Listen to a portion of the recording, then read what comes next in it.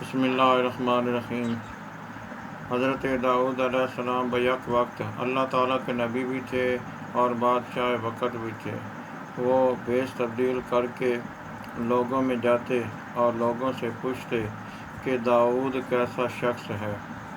اس طرح اپنی خامی ڈھونڈنے کی تلاش کرنے کی کوشش کرتے۔ ایک دن حضرت جبریل علیہ السلام انسانی شکل میں حضرت داؤد علیہ السلام سے ملے تو حضرت داؤد علیہ السلام نے ان سے بھی پوچھا کہ اے شخص داؤد تیرے نزدیک کیسا شخص ہے؟ تو حضرت جبریل علیہ السلام نے کہا کہ داؤد اچھا شخص ہے، نیک بندہ ہے، لیکن ایک خامی ہے۔ اس پر حضرت داؤد علیہ السلام کے کان کھڑے ہوئے۔ پوچھا وہ کون سی خامی ہے؟ کہا کہ مسلمانوں کے بیت المال سے تنخواہ لیتا ہے۔ داؤد علیہ السلام چونکہ بادشاہ وقت تھے اور آپ کا سرکاری خزانے سے تنخواہ لینا جائز تو تھا، لیکن اللہ تعالیٰ کے نبیوں کے لیے بہتر یہ تھا کہ وہ سرکاری خزانے سے تنخواہ وغیرہ بھی نہ لیں۔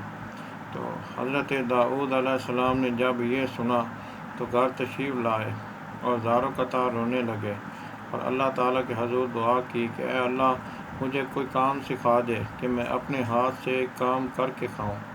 تعالیٰ نے حضرت داؤد علیہ السلام کے ہاتھوں میں تمام دانتوں کو مسخر کر دیا، یعنی آپ جتنی بھی دانتیں ہیں، لوہا، چاندی، سونا وغیرہ، جب بھی آپ کے ہاتھ میں آتا تو وہ اس طرح نرم ہو جاتا جس طرح گوندا ہوا آٹا ہو یا کوئی آٹا ہو یا موم وغیرہ ہو۔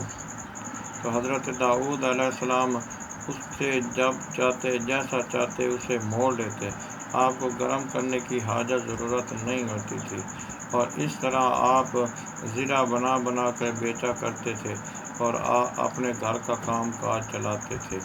اللہ تبارک و تعالیٰ نے ان کے متعلق قرآن پاک میں اسی چیز کا ذکر فرمایا وَعَلَّمْنَاهُ صَنْعَةَ لَبُوسٍ لَكُمْ لِتُحْصِنَكُم مِّن بَأْسِكُمْ کہ ہم نے حضرت داؤد علیہ السلام کو سکھایا ایک لباس کا بنانے کا طریقہ جس سے تم اپنے دشمن سے بچ سکو۔